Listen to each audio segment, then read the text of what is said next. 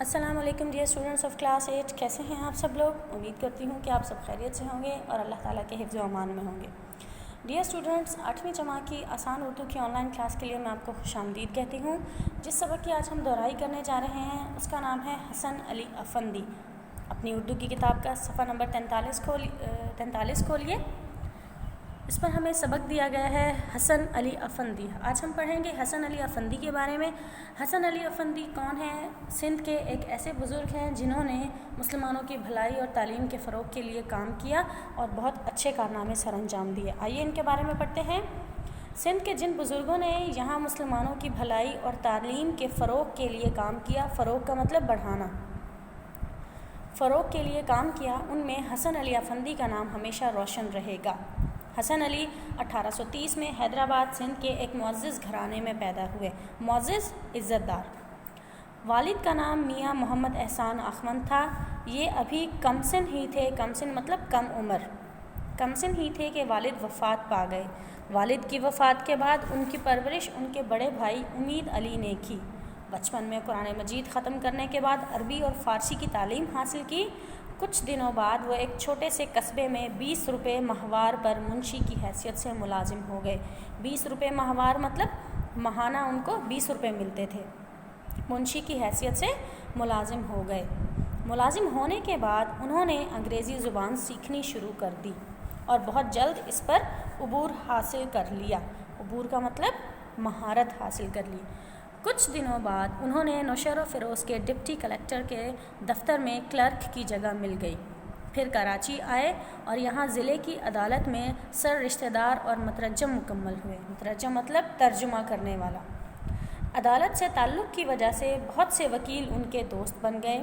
ان کی صحبت میں رہ کر انہوں نے نجی طور پر کا مطلب ہے ذاتی طور پر قانون کی تعلیم حاصل کی۔ ان کی ذہانت اور قابلیت کو دیکھ کر انگریز جج نے قانون کے امتحان اور اس کی سند کے بغیر ہی انہیں وکالت کرنے کی اجازت دے دی۔ اب وہ کراچی سے اپنے پرانے شہر حیدرآباد آئے اور وکالت شروع کی۔ اس زمانے میں سندھ میں زیادہ تر وکیل ہندو تھے، چنانچہ جیسے ہی حسن علی نے وکالت شروع کی، مسلمان اپنے مقدمے ان کے پاس لانے لگے۔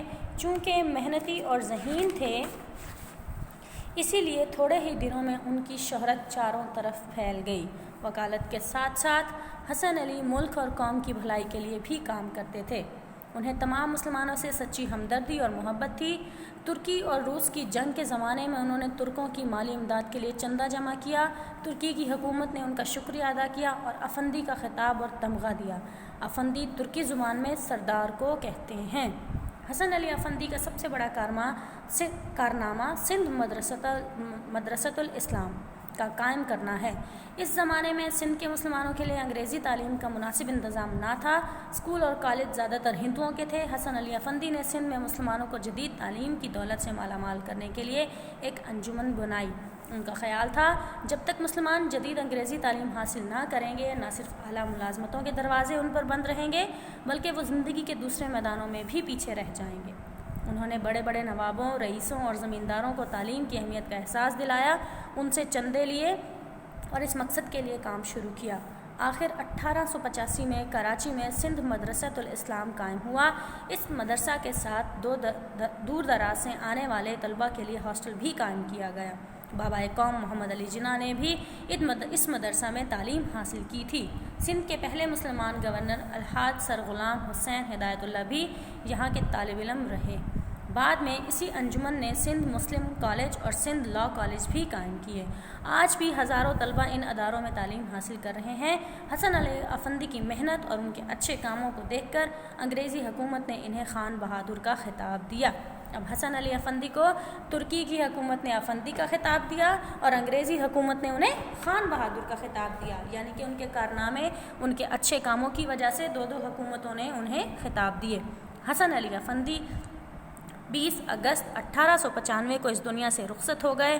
آج وہ ہم میں نہیں ہیں، لیکن ان کی یاد آج بھی ہمارے دلوں میں باقی ہے۔ ان کی بلند پایہ خدمات کی وجہ سے لوگ ان کا نام عزت سے لیتے ہیں۔